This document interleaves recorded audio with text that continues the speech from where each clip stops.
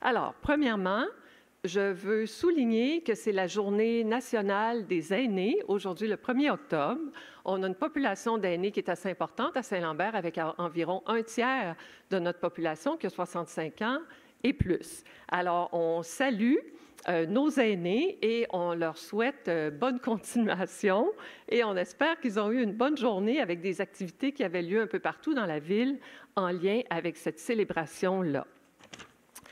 Je veux aussi dire comment j'ai été impressionnée, encore une fois, par le travail du South Shore University Women, qui est un organisme qui ramasse de l'argent chaque année pour remettre des bourses à des femmes qui veulent compléter des études ou qui veulent retourner aux études afin d'obtenir un diplôme et d'être autonomes professionnellement. La soirée de remise avait lieu hier et c'est vraiment admirable. Il y a une soixantaine de dames de Saint-Lambert qui travaillent à cette cause-là et qui remettent une quinzaine de bourses de quelques centaines de dollars jusqu'à 1 000 $. Et c'est vraiment un événement magnifique et qui est tout à fait à l'image du sens communautaire de notre ville. Je veux souligner qu'il y a un très beau concert qui va avoir lieu le 19 octobre prochain à 3 heures à l'église Saint-Lambert. Et c'est le groupe Téléman, qui est un organisme de Saint-Lambert, qui va se produire. Et ce sera un concert de musique de Mozart et de Beethoven. Le groupe Téléman a une magnifique réputation. C'est M. Matta qui en est le chef d'orchestre. Et puis, je vous invite à aller assister à ce concert-là. C'est toujours beau ce que M. Matta organise. Je veux remercier nos cols bleus. Il y a eu sur la rue Victoria, le 23 septembre, mardi de la semaine dernière, un bris d'aqueduc vis-à-vis le magasin Taylor. Et franchement, nos cols bleus ont réussi un exploit. En quelques heures, le bris était colmaté, pas complètement réparé, mais ça s'est fait très vite. C'est-à-dire qu'en l'espace d'1 heure, on est passé d'une rue Victoria puis d'une rue Elm complètement inondée. Certains d'entre vous l'avez vu, avec des dalles de béton et de tuiles sur les trottoirs qui ont été soulevées par la pression de l'eau.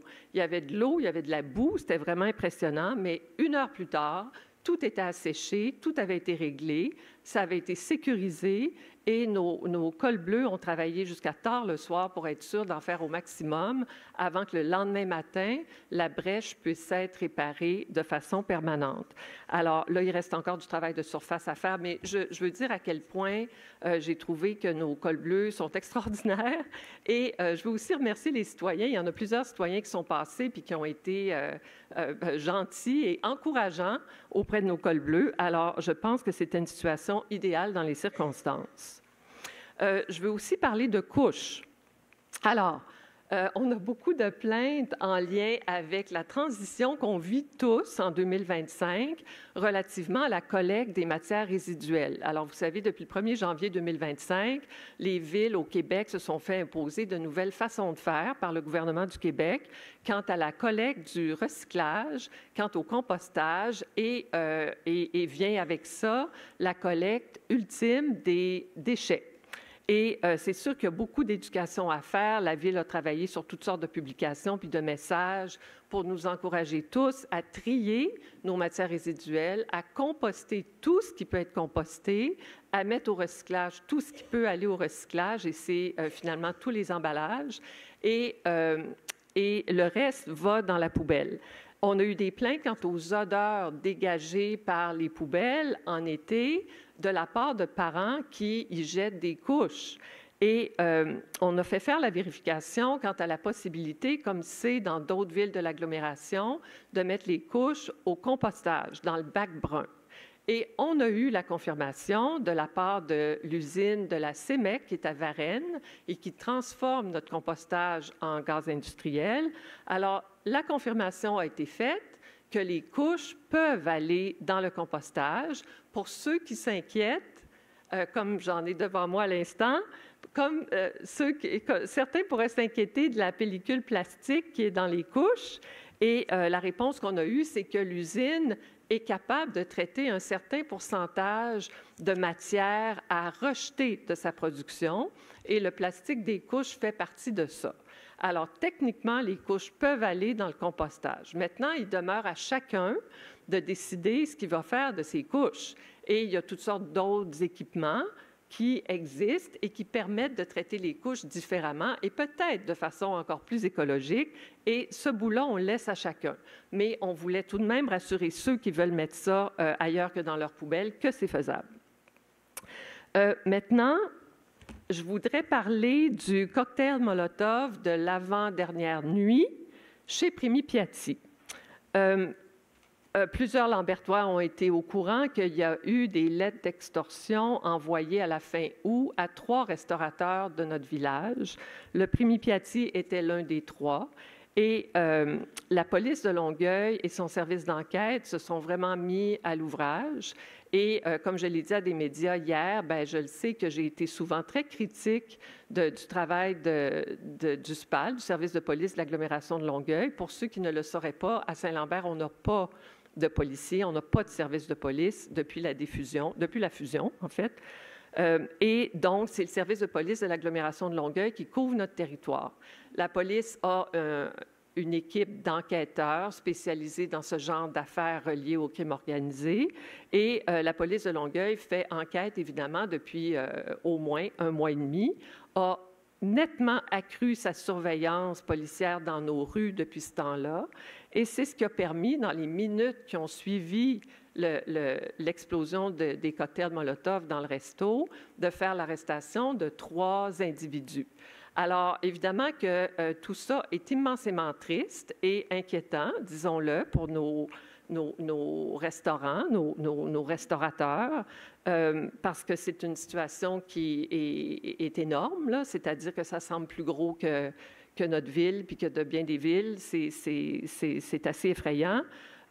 Mais honnêtement, je pense que le service de police fait son job comme il faut dans les circonstances et le résultat, bien, ça a été qu'il y a au moins eu une arrestation de 3 individus dans les minutes qui ont suivi le crime. Quant à la suite des choses, on peut juste imaginer que l'enquête continue. C'est ce qu'on a su de la police. Et je conclus en disant que les tentatives d'extorsion sont très ciblées et les tentatives de crime sont aussi très ciblées. Je ne crois pas qu'en général, notre ville soit ciblée, puisque ce genre de choses arrive, comme vous le savez, dans la grande région de Montréal depuis plusieurs années. C'est une tendance inquiétante, large, dangereuse, mais je ne crois pas que notre ville soit une cible en particulier, non plus que le seraient d'autres commerçants de notre ville et encore moins nous, les citoyens. Je veux dire que je suis très attristée pour le gérant du Primi Piatti et son équipe. Vous savez qu'il y a 68 employés au Primi Piatti. Ces jeunes-là se retrouvent sans emploi. Ils étaient sur le trottoir hier matin, pas les 68, mais un bon nombre, bien déçus de voir l'état des lieux. C'était désolant. Mais je veux aussi parler des commerces adjacents qui sont des victimes collatérales parce qu'il y a eu de la fumée dans les commerces d'à côté, c'est-à-dire le pool room en haut, la tabagie, le salon de pédicure-manucure et notre boulanger Migouden. Alors, je répète que c'est absolument terrible que ce genre de crime-là ait lieu dans une belle ville paisible comme la nôtre. Ça va contre tout bon sens. Évidemment, avec la Ville, on va s'assurer, n'est-ce pas, de faciliter la reconstruction puis la rénovation des commerces pour que les commerçants puissent reprendre leurs affaires le plus vite possible. J'en étais à vous dire maintenant qu'on a eu des questions relativement à 2 chaînes colonnaires qui étaient sur la rue Saint-Denis, vis-à-vis là où il y avait Archivex et, pas Archivex, excusez-moi, Covimex et Balthazar. Ces immeubles-là ont été démolis et il y a une excavation assez impressionnante qui a lieu présentement sur Saint-Denis, au coin de Waterman et adjacent au parc Saint-Denis. Donc, dans le permis de démolition, dans la permission au préalable de démolir les immeubles pour faire place à un nouvel immeuble d'à peu près 90 appartements que Black Grove construit, il y avait une condition à l'effet que les 2 chaînes colonnaires, qui avaient plusieurs années d'existence, devaient être transplantées dans le parc Saint-Denis. Il y a des citoyens qui ont remarqué que les chaînes ont disparu de là où ils étaient, mais qu'ils n'ont pas réapparu dans le parc. Alors, notre administration a fait les vérifications, puis a appris que malheureusement, la pelle qui est venue chercher les 2 chaînes a abîmé les arbres, les racines et le tronc des arbres à un point tel que ça ne valait plus la peine de les replanter d'après un spécialiste qui est venu les examiner. Donc, les 2 arbres n'ont pas pu être plantés dans le parc Saint-Denis. Alors, qu'est-ce qui arrive dans un cas comme ça? Eh bien, le promoteur se voit imposer un constat d'infraction de 3 000 $ par arbre et se fait dire par la Ville qu'il devra prendre la garantie de quelques centaines de milliers de dollars qu'il a dû fournir avec la permission de démolir et qu'il devra fournir 2 nouveaux arbres matures qui devront être plantés dans le parc Saint-Denis. Alors, merci aux citoyens vigilants qui se sont rendus compte de tout ça et on pense que c'est la bonne solution qui est mise en place. Et je pense qu'avec ça, étant donné qu'on a parlé du terrain, ah ben non, excusez-moi, là, il me reste une chose à vous raconter, c'est que comme c'est le dernier conseil avec mes collègues, bien, je voudrais faire la liste assez rapidement de ce qu'on a accompli tous ensemble pendant les 4 dernières années. Et ce sont des réalisations dont je suis immensément fière. Alors voici, la Ville est dans une bien meilleure posture financière qu'à notre arrivée en 2021. Quand on est arrivé, les liquidités étaient à un niveau critique et elles sont maintenant à un niveau raisonnable de prudence. L'endettement de la Ville a été réduit depuis 4 ans, c'est-à-dire que quand on est arrivé, l'endettement était à 100 millions de dollars. Maintenant, je parle de dette brute. Maintenant, la dette brute est à 93 millions de dollars, malgré des investissements importants dans la réfection de nos rues. C'est vrai que le marché immobilier a été favorable à ce que nos coffres se remplissent parce qu'on a encaissé des droits de mutation importants, mais il demeure que la gestion du budget a été très, très serrée et qu'on en voit les bénéfices. Il y a eu des augmentations de taxes qui, évidemment, ne nous ont pas fait plaisir, mais les augmentations de taxes de 2022 à 2025, cumulativement, montent à 22,8 %, ce qui est un peu plus que l'inflation. Et j'ai pris la peine de regarder l'historique des 4 dernières années. C'est la première année, quand on est arrivé en 2021. Pour l'année 2022, il a fallu augmenter les taxes de 7,9 %, ce qui était énorme, mais c'était clairement un rattrapage qui était absolument essentiel pour que la Ville soit capable de maintenir ses actifs, de maintenir des services essentiels aux citoyens. Et on n'a pas eu le choix que de rattraper les années précédentes où les augmentations de taxes avaient été faméliques pour toutes sortes de raisons, mais on a eu un rattrapage à faire en 2022. Et c'est pour ça que, globalement, le tout monte à 22,8 %. Évidemment qu'avec de l'inflation qui a été importante au cours des 3 dernières années surtout, et avec nos besoins en maintien d'actifs, avec des conventions collectives, avec des contrats à respecter avec des fournisseurs pour que la Ville continue à fonctionner, eh bien, c'est ce que ça prenait pour nous assurer d'une pérennité à Saint-Lambert, puis surtout d'une qualité de vie, puis d'un maintien de service.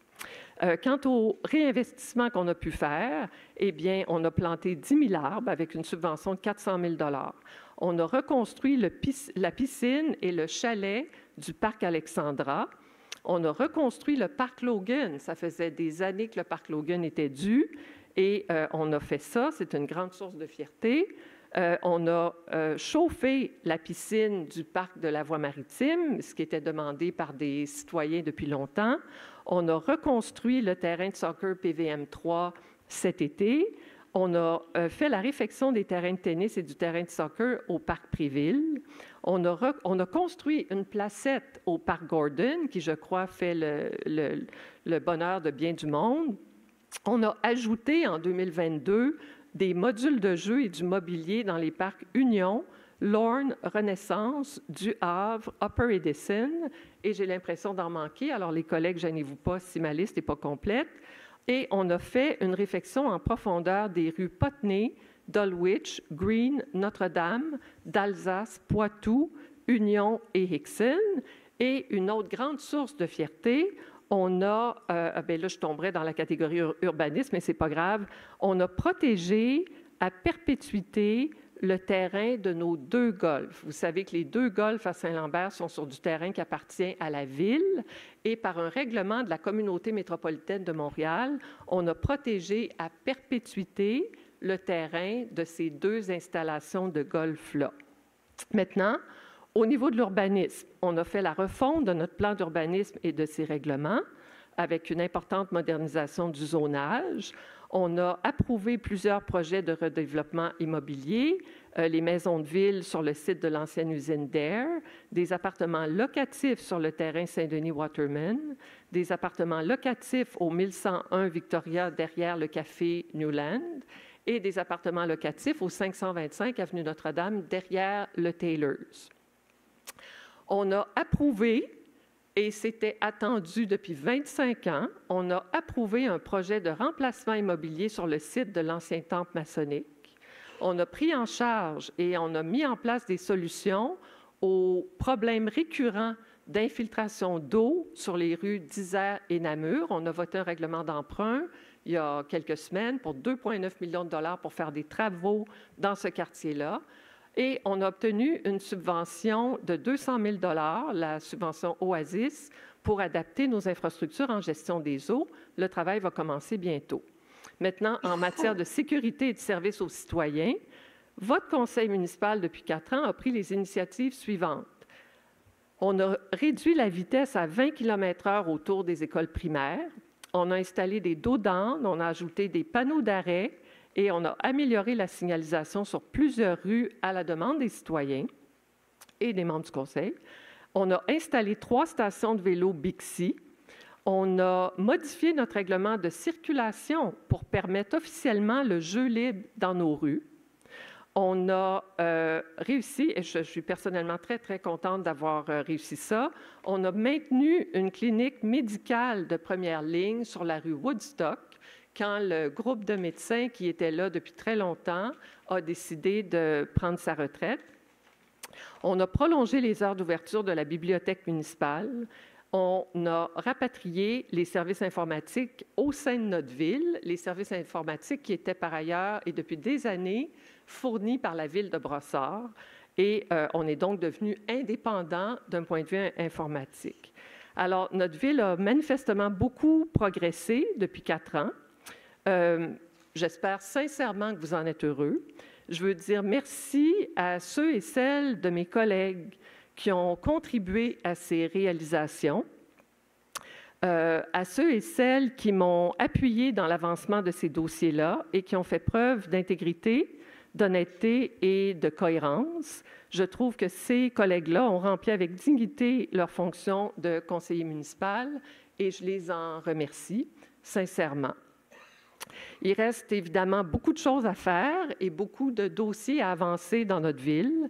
L'élection du 2 novembre prochain va être l'occasion de choisir un nouveau conseil municipal et j'ai tout à fait confiance que les Lambertois vont faire les bons choix pour la pérennité de notre ville et la qualité de vie à laquelle nous tenons tous.